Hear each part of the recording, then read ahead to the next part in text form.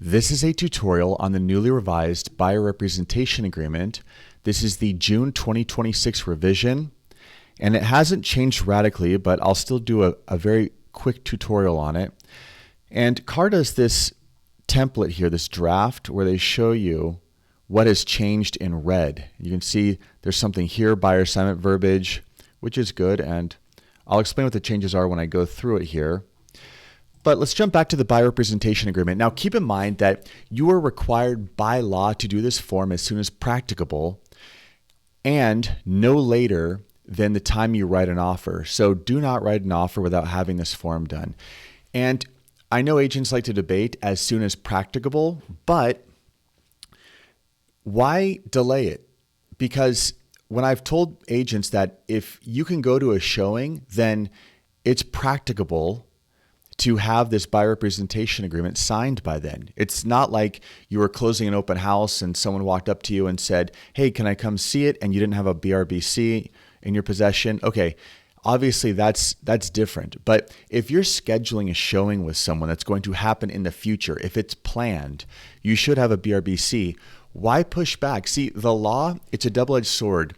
It's forced us as agents to use a B.R.B.C. when we rarely did before the law went into effect, but also it does set terms and boundaries with the client to ensure that they're engaging in a professional relationship with you. They have some sort of skin in the game, an obligation with you, and just blame it on the law. Just say, look, I didn't used to do this, but now that's required by law, I have to, or this is required by law. I mean, blame it on the law. Anyway, let's jump into it. You're going to put the date that you prepare the form here, the name of the buyer or buyers, your brokerage, representation period that generally speaking cannot exceed 90 days from beginning to end. Now, if you leave one of these dates blank, this form could become unenforceable. So don't do it. Make sure you have both dates.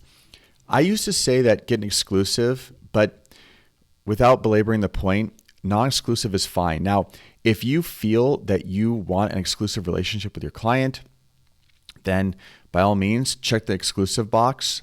But I think either is fine. I wouldn't freak out by having it non-exclusive. And if you think that'll help make this easier to swallow for your client, if it's non-exclusive, then by all means, point out, hey, it's non-exclusive. Just sign it, required by law. Property type by default, single family. Now, if there is a remote chance that your client may end up buying multifamily instead of a single family or something else, check all appropriate boxes here. And sometimes I see agents check this box and write a property address for a specific property. Okay, fine. But the more broad it is, the better it is for you. Because of course you're limiting it down by only writing certain things. And that goes with location too. You walk a narrow line where it needs to be as broad as possible without being too broad, because if it's too broad, a buyer can push back and say, yeah, this agent wrote in the entire state of California. Well, they can't reasonably offer their service for the entire state of California.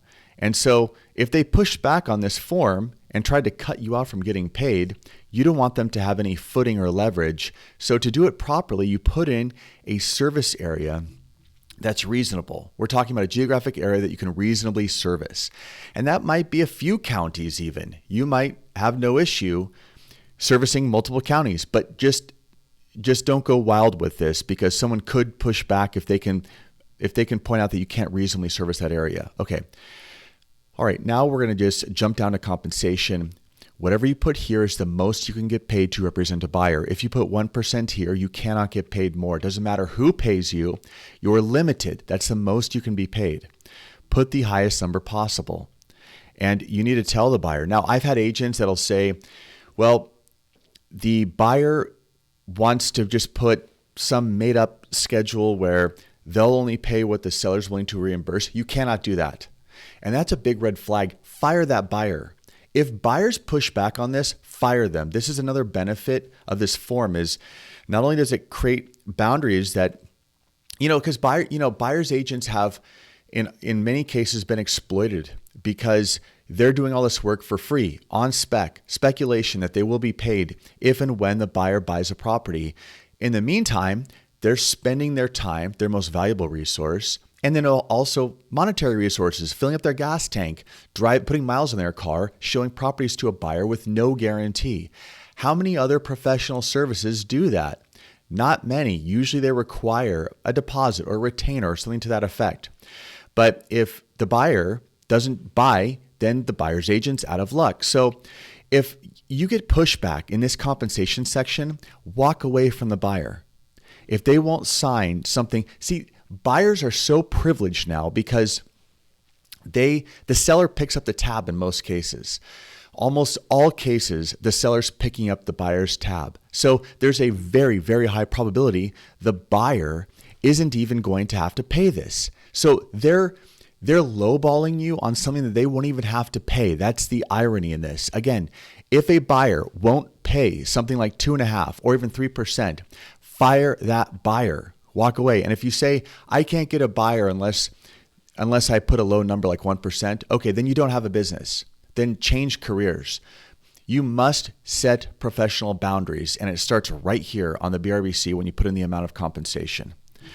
And it tells the buyer right here, by the way, if a buyer pushes back, say, listen, if I get compensated from any other source, okay, it gets credited toward your obligation. If I get paid from anyone else, the seller, or whatever source, however I get paid, the home builder, whatever it is, it gets credited toward what you're going to pay me. So stop your crying. That's why you have to, this is a screening mechanism for misfit buyers. Misfit buyers are buyers that either want to go unrepresented or live in a fantasy land where you do a bunch of work for free because you're running a charity operation. All right, continuation period. This guarantees how long you get paid for work that you did that actually evolves into a transaction. So put 90 days here. That means if you showed a property to the buyer and the buyer, this form expires, and the buyer says, you know what, that property that this agent showed me, I actually want to buy that after all. Well, you get paid. So put a continuation period here. 90 days is fine. 30, 60, 90, whatever, just put some number in there. All right. Now check this box if you have to pay a referral fee if you close a deal with this buyer. I don't require this RAD form in my office. I do not like this form at all, but check this box. All right, and then just letting you know, I would leave the rest of this alone. By the way, there's this poison pill in here. Buyer does not have sufficient funds to pay broker. Why on earth would you represent someone that has no money? Why is that person buying a home? Why? If they can't afford to pay the agent. They have no business buying a home. If anyone, this is a disqualifier. This is a deal breaker, this line G2. If this is even a topic in your conversation with the buyer, run away from that buyer. I'm telling you this as someone that has been burned every way that you can be by a buyer over the years. 20-something years ago, that's all I worked with was buyers. And of course, I've worked with buyers in the meantime, but I mean, I was on a buyer's agent team and I was overly optimistic and ambitious and I got walked all over. So, that's part of being young and new in the business is that you get burned and you learn. Now I'm imparting my wisdom so that hopefully you don't get burned. All right. Now we're pretty much done with the form. I'm scrolling through advisories, all sorts of stuff. So they did add this verbiage. Let me jump back and show you here. It's in red. Buyer assignment, because every time they change forms, there's a new loophole or issue that arises. And in this one, it's what happens if you have a buyer and they tie up a property with an offer. Everything's going well. You're getting paid according to the BRBC and whatever you put on the purchase agreement. And then that purchase gets assigned to a new buyer. Well, hold on. You don't have a representation agreement with this new buyer that your buyer assigned the deal to. Well, this here protects you and says, hey, you're getting paid even if the buyer signs it. So that's good. This isn't a radically different form, but I did want to weigh in because I get these BRBCs sent to me to look at, or an agent will call and say that the buyers, this is the one that drives me nuts. These buyers try to write in. I'm jumping back up to compensation. This is so important. This whole form is centered upon compensation. That's what That is the focal point of this video and this conversation is amount of compensation. This form is painfully easy to do. You literally just put in where the listing or the period of representation, the area, and then this right here is the most important part, and then add a continuation period and you're done. Okay, you want to know how to do this form in 30 seconds, that's it. But the problem is when buyers push back. So you tell them that if you get paid anywhere, it's credited toward this, and customarily the seller pays, and you show them on a purchase agreement where you're going to ask for the seller to pay your compensation. You show them on the purchase agreement. If they push back, if they ask for some ridiculous verbiage, and I see this down here in other terms, I'll see that someone will leave this blank or write 0. And then in other terms, they'll write seller to pay or some nonsense. It's absolute, utter garbage nonsense. You cannot, the law says that the amount you're being paid must be definitive. You can't just have some open-ended, phony, made-up number out of thin air where it's, oh, well, if this happens and if that happens and if the seller pays and if the seller doesn't. The seller's not even a party to this form. I mean, the whole thing is absurd. Don't do it. If a buyer starts asking for cockamamie stuff like that, educate them. And if they still don't get it, if it doesn't resonate, fire them, run away, get away from them as soon as possible. They're not a real client. All right, entity buyer, of course, if it's an entity, check the box, write the name of the entity, write the name of the individual signing on behalf of the entity right there.